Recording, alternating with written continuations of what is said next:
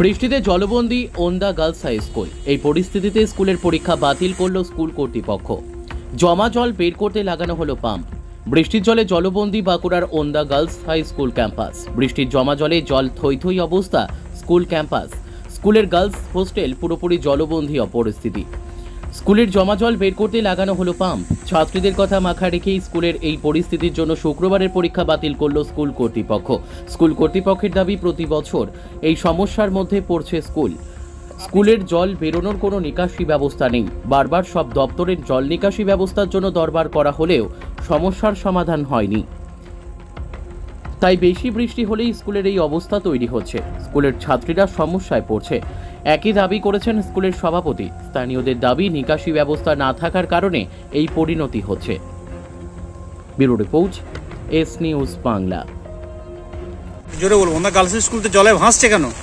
জলে ভাসছে এই স্কুলের সামনে দুধারে রোড সাইডে যে দোকানদাররা এবং বাসিন্দারা তাদের নিজেরা জায়গা কিনে ঘর করে মাটি ভিটিয়ে নিজেদের স্বার্থ বজায় করেছে। স্কুলের কথা কেউ ভাবেনি। আর স্কুল শিক্ষা প্রতিষ্ঠান তার জন্য কেউ চিন্তা ভাবনা করেনি। প্রশাসন কি করছে? লোকাল প্রশাসনকে এই বিষয়ে জানানো হয়েছে। বিডিও সাহেব থেকে আরম্ভ করে পুলিশ থেকে সমস্ত রাজনৈতিক দলের নেতাদেরও জানানো হয়েছে। তারপরেও এই অবস্থা। কি অবস্থা দেখছেন? এই অবস্থা ছাত্রীরা থাকবে কি করে? এই অবস্থায় চলতে থাকলে ছাত্রছাত্রী দিয়ে তাদের অভিভাবক দিয়ে ডেকে তাদেরকে ছেড়ে দিতে হবে। স্কুলের হাল হবে এই অবস্থা। তারপরে স্কুলের প্রতি নানা রকম বঞ্চনা আসবে। এলাকার মানুষ ডেপুটেশন দিবে। কি অবস্থা হয়ে আছে এখন স্কুলে? যাচ্ছে তাই অবস্থায় এইরকম অবস্থা হলে স্কুল চলতে পারে না। কি নাম আপনার? আমার নাম নিমাই সেন। কি এই স্কুলের অবস্থা তো মারাত্মক বাজে অবস্থা। দেখুন, এটা আজকের ঘটনা নয়, এটা দীর্ঘদিন ধরে এইভাবে হয়ে আছে।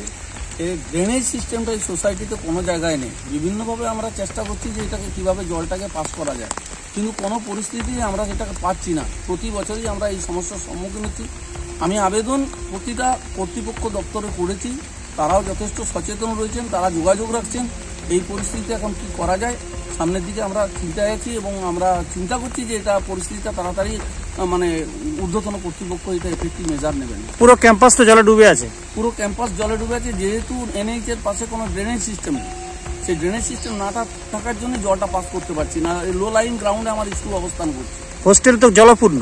হোস্টেল জলপূর্ণ হলেও হোস্টেলের নিরাপত্তার দিকটা চিন্তা করে বিভিন্নভাবে কার্বলিক অ্যাসিড, ফিনাইল দিয়ে এখন পর্যন্ত রাখা হয়েছে এবং এটা যাতে ছাত্রীদের যাতে কোনো অসুবিধা নয় সেদিকে আমরা সচেতন এবং আগামী দিনেও এটাকে করার জন্য আমি ঊর্ধ্বতন কর্তৃপক্ষ যেখানে আছে সেখানে আমি যাওয়ার চেষ্টা করব এবং তারাও কথা দিয়েছেন এটা যেভাবে এটা করার চেষ্টা করছে। পুরো জলে ভর্তি তো হোস্টেলের ক্যাম্পাসটাতে জলে ভর্তি, ছাত্রীদের তো অসুবিধা একটা হবে। এখন এটাকে আমরা চিন্তা করছি যে কিভাবে করা যায়। আমি বিডিও সাহেবকে আমরা ডেকেছি যে এই পরিস্থিতি যদি কোনো জায়গায় শিফটিং করে রাখা হয় তার ব্যবস্থা করা হবে। আপনার নাম? আমার নাম চিত্তরঞ্জন ব্যানার্জি। আমি আপনার পুরো ক্যাম্পাস এটা একটা বিরাট সমস্যা। কি বলবেন, কি সমস্যা থেকে আপনারা কিভাবে আপাতত ছাত্রীদের একটু করবেন? দেখুন, আপাতত আজকে আমাদের পরীক্ষা চলছে, সেই পরীক্ষাটা আমরা ক্যান্সেল করতে বাধ্য হয়েছি। আগামীকাল পরিস্থিতির কিছুটা উন্নতি হলে আবার কালকে থেকে পরীক্ষা শুরু হবে। এই জল বার করে দেওয়ার জন্য আমরা বিডিও সাহেবকে গতকাল মেল করেছি। ডিপিও স্যার এসএসএম বাঁকুড়া, তাকেও আমরা বিষয়টা জানিয়েছি। উনি বলেছেন লোকাল বিডিওকে আমি জানিয়েছি সেখান থেকে কিছু একটা পদক্ষেপ নেওয়ার জন্য। বিডিও স্যারের সাথে কথা হয়েছিল, উনি আজকে পাম্পিং করে জলটা বাইরে বার করে দেওয়ার জন্য একটা অ্যাটেম্প নিয়েছেন। পাম্প এসেছে, বসেছে, আমরা দেখছি।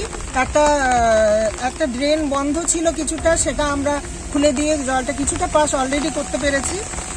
এরপর দেখা যাক সারাদিনের মধ্যে বিভিন্ন প্রশাসনিক দপ্তরে আমরা জানিয়ে কিভাবে কি সুরাহা করতে পারি।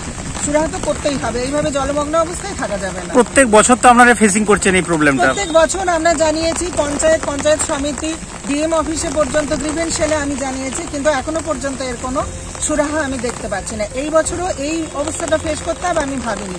এত জায়গায় চিঠিপত্র করার পরেও এই সমস্যাটা আবারও আমাকে ফেস করতে হবে এটা আমি ভাবতে পারিনি। একটা হোস্টেল ক্যাম্পাস যেখানে প্রচুর ছাত্রী রয়েছে, তারা তো পুরো জলমগ্ন অবস্থায় রয়েছে। তারা পুরো জলমগ্ন, তাদের খাবার যে জলটা সেটাও কন্টামিনেটেড হয়ে গেছে অলরেডি।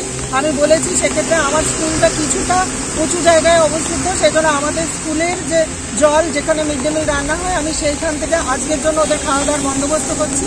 গত বছর আমাকে joint BDO sir BDO office থেকে জানিয়েছিলেন যে আমরা এখানে একটি অডিটোরিয়াম আছে, সেখানে আমরা যদি ছাত্রীদেরকে শিফটিং করতে পারি সেখানে নিয়ে গিয়ে রাখবো। আমি বলেছি সেখানে রাখা, খাওয়া, থাকার একদম সুবন্দোবস্ত করে দিতে হবে, কারণ এখানে এই যে ব্যবস্থা, এই যে উইদাউট প্রপার প্ল্যানিং এই যে কনস্ট্রাকশন হয়েছে, এটা তখন বিডিও অফিস জানতেন, লোকাল প্রশাসন জানতেন যে এইভাবে পার্মানেন্ট ড্রেনেজ সিস্টেম ছাড়া এইভাবে একটা হোস্টেলে চলতে পারে না।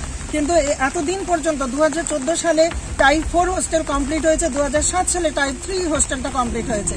সেই তখন থেকে যে আমরা হোস্টেলটা চালিয়ে যাচ্ছি এইভাবে উইদাউট প্রপার ড্রেনেজ সিস্টেম, আমরা কিন্তু প্রতি বছর এই সমস্যার মুখোমুখি হচ্ছি এবং দীর্ঘদিন প্রায় এই জল 1 মাস ধরে জমা থাকে। সেই জল রীতিমতো নোংরা, আবর্জনা এবং মশা আঁতুড় ঘর হয়ে পরিণত হয়েছে। এই সমস্যা নিয়ে আমাদেরকে চলতে হবে। আমার নাম মধুমিতা ঘোষ, প্রধান শিক্ষিকা, Onda girls high school. Paschimbanga সরকার অনুমোদিত স্বাস্থ্যসাথী মান্যতাপ্রাপ্ত রোগী পরিষেবার বিশ্বস্ত প্রতিষ্ঠান দামোদর হেলথ কেয়ার। এখানে রয়েছে 24 ঘন্টা emergency service, doctor chamber, semi modular OT, orthopaedic surgery, প্রসূতি ও গাইনি বিভাগ, general surgery, ENT surgery, uro surgery, micro বা ল্যাপ্রোস্কোপিক সার্জারি, মেডিসিন বিভাগ, upcoming ICU, dialysis, advance physiotherapy, diagnostic centre, pharmacy, 24x7 lift ও ambulance পরিষেবা, medical insurance. আমাদের ঠিকানা মিল মোড়, কোতুলপুর, বাঁকুড়া। মোবাইল নাম্বার 9475240280 অথবা 9475240290 অথবা 9647180100।